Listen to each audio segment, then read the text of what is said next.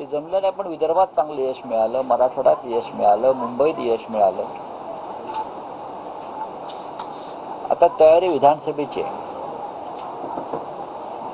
आणि आम्ही सगळे नेते बराच काळ मुंबईच्या बाहेरच आहोत. काल बुलढाण्यात होतो, आज अकोल्यात आहे, मग संभाजीनगरला जाऊ. या राज्यातलं वातावरण हे असं आहे की कोणत्याही परिस्थितीमध्ये सत्ता बदल होईल.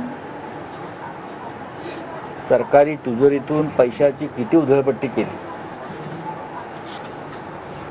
लाडक्या बहिणींना पैसे मिळालेच पाहिजे,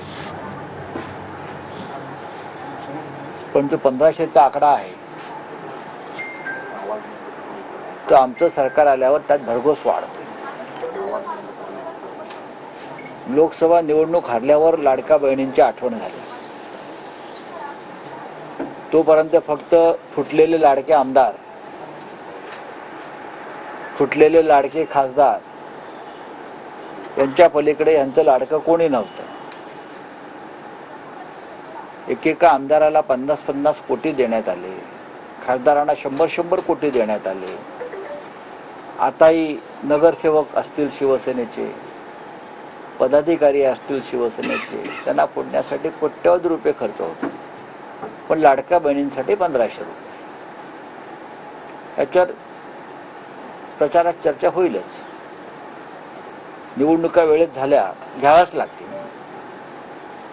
तर नोव्हेंबरमध्ये या राज्यामध्ये सत्तांतर झालेलं तुम्हाला दिसेलच आणि त्यासाठी महाविकास आघाडी मजबूतीनं काम करते. तीनही पक्ष एकत्र आहेत. जागा वाटप सुरळीत पार पडेल. ती महायुती म्हणून जो काय प्रकार आहे ते त्यांच्या पद्धतीने त्यांना काय करायचे आहेत, खोटे नाटे प्रचार अपप्रचार ते त्यांना करू द्या. पैसा आणि सत्ता याच्या पुढे महाराष्ट्र झुकणार नाही, विकला जाणार नाही, हे लोकसभेत आम्ही दाखवून दिले. तर माजी शिक्षण मंत्री लक्ष्मणराव ढवळे यांनी पीएचडी मिळवण्यासाठी खोटे कागदपत्र. मी कोणत्या विषयावर बोलतो आहे आणि तुम्ही कुठे सरकताय? तर या महाराष्ट्रातलं वातावरण हे अत्यंत महाविकास आघाडीसाठी अनुकूल आहे आणि त्याच्यामुळे अनेक आमचे कार्यकर्ते असतील, पदाधिकारी असतील,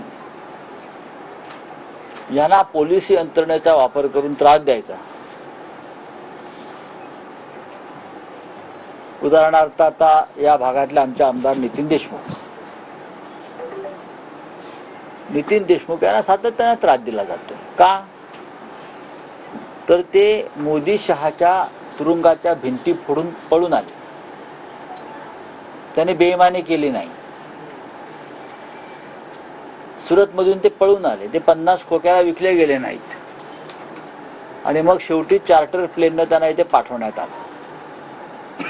गेल्या काही दिवसापासून जसजशा निवडणुका जवळ येत आहेत तसतसा त्यांना त्रास दिला जातो.